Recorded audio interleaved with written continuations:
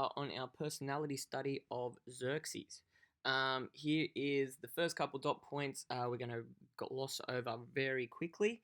So these are going to be the videos for those couple of dot points. So today is our geographical context, looking at the geography, topography, and resources of the Persian Empire. Some of this stuff you may already know from some of our other topics. So in terms of the geography, topography, and resources, guys, I'm not going to spend my time reading the slide word for word, but you've got a map here, and you can kind of have a look for itself where it's kind of geographically located. The things that you probably should consider is, considering the empire becomes so large, it's obviously then got a multitude of different types of terrains and different types of natural resources that it can trade or use for its own advantage, and therefore, help its own economy, considering it's based off agriculture and livestock. Okay. Um, Even if you consider Persepolis as one of the capitals, they were able to kind of import Greek and Egyptian and Assyrians to come and design slash build it. So that's why Persepolis, I should say, has quite a mixture of different kind of influences on the architecture. And we'll learn a little bit more about how Persia maintains such a big empire, because it's not just about conquering places. You've also got to put systems in place to maintain, I guess, how it runs, how it maintains, and its efficiency.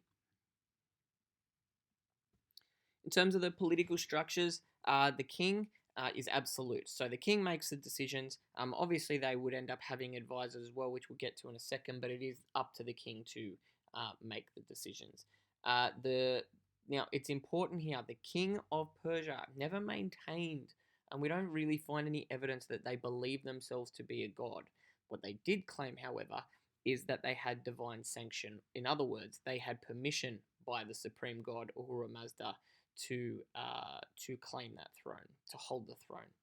And in terms of succession, it's up to the king who they choose. Generally speaking, this went to the oldest son. So in terms of the aristocracy, they've got power, they've got responsibilities, they've got wealth, and there is a supportive role for the king. What is interesting is very often the advisors and the positions held closest to the king are ranked on merit rather than just, oh, that's this person's son, so they just deserve this position.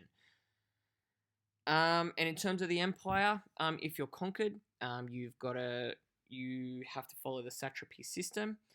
In other words, you can essentially, generally speaking, they're allowed to have their own government. Pretty much we think they're allowed to have their own religion as well, as long as they paid their taxes to the Persian Empire, as long as they followed their rules and supplied soldiers if needed to the empire. They're pretty good. Social structures. So we don't find too many surviving sources of women in the Persian Empire. But we do, very often their status is determined by the male relatives. So who's your dad, who's your husband, determines your status as a woman. Okay, kings often had multiple wives.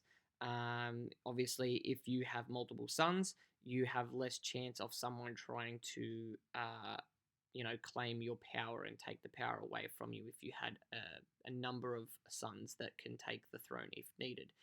Xerxes, however, only had one wife, a mistress. Non-Persian women can't be could only be concubines, I should say, never wives, and high-ranking women led more privileged lives.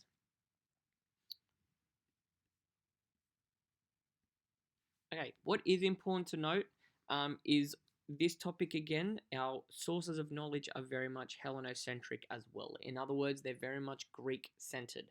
So when our early forms of history on Xerxes and the Persians are from a Greek perspective. So we need to consider that. So people like Herodotus actually does better than a lot of other historians that come later in trying to be fair, but he's still an Ionian Greek. He's born shortly after Xerxes become kings, and he is kind of pro-Athenian. Aeschylus. Aeschylus is an Athenian who fought against the Persians at the Battle of Marathon and Salamis. He ends up writing plays, one of them called The Persians, and he specifically has Xerxes at the center of it and these downfalls. So once again, Aeschylus was an Athenian who fought against Persians, and you've also got Theseus. Now Theseus is a physician who lived in the Persian court and kind of served very close to Xerxes, to Artaxerxes particularly, I should say. And he claims to have written accounts from the palace archives. All right, your military structures is much better covered in the book, but super quickly, men up to 50 had to serve. You have professional soldiers as well as the ability to use conscription if needed. Now, they're generally not a naval power, but they can rely on places they've conquered for naval power, which we do see later on, or which we do see against Greece. Okay, don't forget they've also got the 10,000 immortals if needed. Okay, so we've got the historical context here and the expansion of the empire.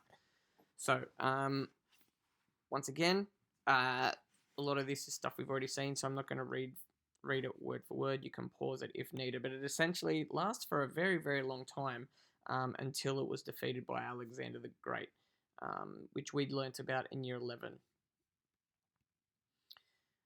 Again, religion we've kind of gone over as well. Okay, so Zoroastrianism is still a religion that is used today. Ahura Mazda, the supreme god, is credited with creating humans, light, darkness, and other material. He's kind of become synonymous with protector of the king. Okay, Ahura Mazda had an enemy known as Angra Mainyu. He kind of plays that role of the devil for Zoroastrianism. He kind of represents rebellion and destruction and evil and lies and stuff like that. You can read the rest of that stuff there. It's pretty straightforward. One of the things I do like to come back to, Ahura Mazda, as I said, is not only meant to represent good. It's not only represent truth, but it also represents in a way loyalty to the king. So this idea of rebelling against the king is, well, no, you're not following the religion now. You're following more Angra Mainyu as opposed to Ahura Mazda. Okay, and it's believed after someone dies, they are judged by God. So the idea of what happens to you after you die, if you're following Ahura Mazda, which is then loyalty to the king as well, obviously that helps you control people. Okay, what kingship means, or the concept of kingship. If you look at different cultures, if you look at over thousands of years, what it means to be a king or what it means to be a good king is inherently different.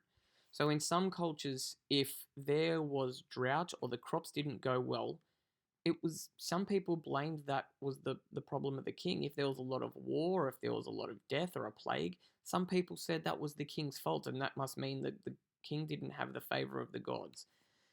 So what I'm trying to say is what does it mean to be a good king, or what are the roles and responsibilities of a king for the Persians? So there's a kind of a summary here of what the ideas of kingship actually means, and what should a good Persian king actually be required to do. Okay, so that's what this slide is all about. So I do kind of encourage you to read that as well.